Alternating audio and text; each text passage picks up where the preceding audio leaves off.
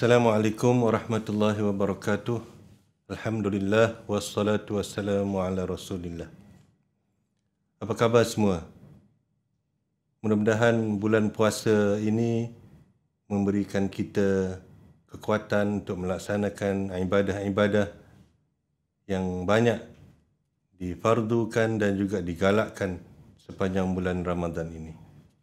Saya ingin mengajak anda semua untuk meneliti ayat Al-Quran yang memfardukan kita berpuasa. A'udzubillahi minasyaitanirrajim. Ya ayyuhalladzina amanu kutiba alaikumus siyamu kama kutiba alal ladzina min qablikum la'allakum tattaqun. Wahai orang-orang yang beriman, difardukan ke atas kamu berpuasa sebagaimana difardukan ke atas orang-orang sebelum kamu agar kamu beroleh ketakwaan. Ayat ini yang selalu kita dengar, terutamanya dalam bulan Ramadan ini, menceritakan tentang matlamat utama kita melaksanakan puasa, iaitu untuk menjadi orang-orang yang bertakwa. Seterusnya saya ingin mengajak anda semua untuk meneliti beberapa potong ayat Al-Quran yang menerangkan tentang sifat orang-orang yang bertakwa ini. Iaitu daripada surah Az-Zariyat ayat 15 hingga 19. Allah Subhanahu wa taala berfirman, A'udzubillahi minasyaitonirrajim. Innal muttaqina fi jannatin wa 'uyun. Akhidhina ma atahum rabbuhum innahum kanu qabla dhalika muhsinin. Kanu qalilan minal layli ma yahja'un wa bil ashari hum yastaghfirun wa fi amwalihim haqqul lis-sa'ili wal mahrum. Yang bermaksud, sesungguhnya orang yang bertakwa adalah mereka ini ditempatkan di dalam beberapa taman syurga dengan mata air yang terpancar padanya. Keadaan mereka di dalam syurga sentiasa menerima nikmat dan rahmat yang diberikan kepadanya oleh Tuhan mereka. Sesungguhnya mereka di dunia dahulu adalah orang-orang yang berbuat kebaikan. Mereka sentiasa mengambil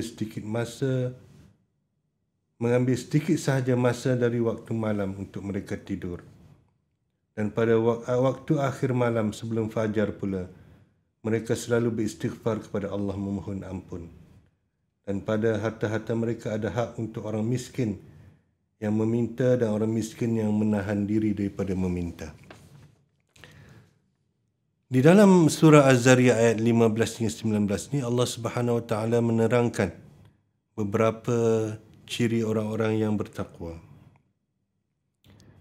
Iaitu mereka ini adalah al-muhsinin, orang yang berbuat kebaikan. Dan mereka ini juga adalah orang yang kurang tidur di waktu malamnya.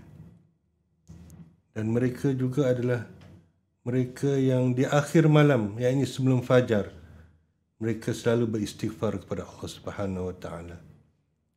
Dan sifat yang seterusnya adalah mereka menginfakkan, menyumbang sebahagian harta mereka kepada orang miskin. Kita lihat bahawa perkara-perkara ini amat mudah atau lebih mudah kita laksanakan di dalam bulan Ramadan ini. Bagaimana berqiyamul lail di waktu malam, kurangkan tidur di waktu malam dengan ibadah-ibadah, dengan ibadah qiyamul lail, tarawih dan sebagainya. Ini semua adalah latihan yang Allah sediakan di dalam bulan Ramadan untuk kita merealisasikan sifat orang bertakwa ini. Kemudian disebutkan juga tentang bangun awal atau di hujung di akhir malam, yakni sebelum fajar. Ini merupakan memang dituntut untuk kita bersahur sebelum fajar menjelang. Dan sekaligus sahur ini bukan sahaja diminta kita untuk makan, tetapi juga untuk beribadah di hujung-hujung malam. Dan ayat ini menyebut bahawa di antara sifat orang bertakwa ini, mereka meminta ampun di akhir malam sebelum fajar. Di bulan puasa ini, tentulah sesuatu yang Allah memudahkan kita untuk melaksanakan perkara ini. Dan akhir sekali adalah disebut sifat orang bertakwa juga adalah mereka yang menginfakkan, menyumbang harta, sebahagian daripada harta mereka kepada orang miskin. Orang miskin yang meminta ataupun yang tidak meminta. Sebenarnya sebagai hamba Allah Subhanahu Wa Taala, kita diberi harta ini adalah sebagai amanah untuk kita menjaga dan membelanjakannya dengan baik. Tidak semua harta yang kita dapat itu hak kita sebenarnya. Tidak semua pendapatan kita itu hak kita. Selain daripada berbelanja untuk diri sendiri dan juga untuk keluarga, ada hak orang miskin, ada hak anak yatim, ada hak orang-orang yang memerlukan, yang Allah Subhanahu Wa Taala tidak beri terus kepada mereka, tetapi beri kepada kita supaya kitalah yang menjadi saluran untuk sampaikan harta itu kepada orang yang berhak ini. Jadi orang kaya tidak harus berasa sombong kerana banyak harta dan memberi kepada orang miskin, dan orang miskin tidak harus rasa hina kerana mendapat sumbangan orang yang kaya ini, kerana memang itu hak orang miskin. Jadi mereka tidak perlu rasa rendah diri dan sebagainya, dan orang yang kaya memang tanggungjawab mereka. Allah Subhanahu Wa Taala menyebut wa fi amwalihim haqqul lis-sa'ili wal mahrum, dan pada harta mereka ada hak orang miskin. Orang miskin ada hak pada harta orang kaya ini. Sama ada orang miskin ini meminta ataupun tidak meminta. Jadi kita berharap sempena dengan bulan Ramadan yang penuh berkat ini, kita berharap agar kita akan dapat berusaha untuk memenuhi beberapa sifat orang yang bertakwa yang disebutkan oleh Allah Subhanahu Wa Taala dalam surah Az-Zariyat ayat 15 hingga 19 ini, iaitu berbuat kebaikan, banyak bangun malam dan kurang tidur di waktu malam, bangun awal sebelum fajar untuk memohon keampunan,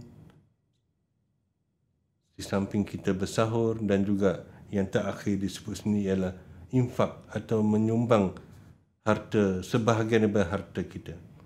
Sehubungan itu, saya menyeru juga di hujung tazkirah ini agar kita turut mengambil bahagian dan menyumbang kepada projek Rayuan Ramadan Pertubuhan Ikram Malaysia yang mana kita sedang laksanakan sekarang ini, di mana sumbangan ini kita akan salurkan kepada program-program iftar, berbuka puasa di dalam negara dan juga di luar negara kepada mereka yang memerlukan, yang miskin, yang diuji dengan berbagai cubaan di serata dunia dan juga di dalam negara kita.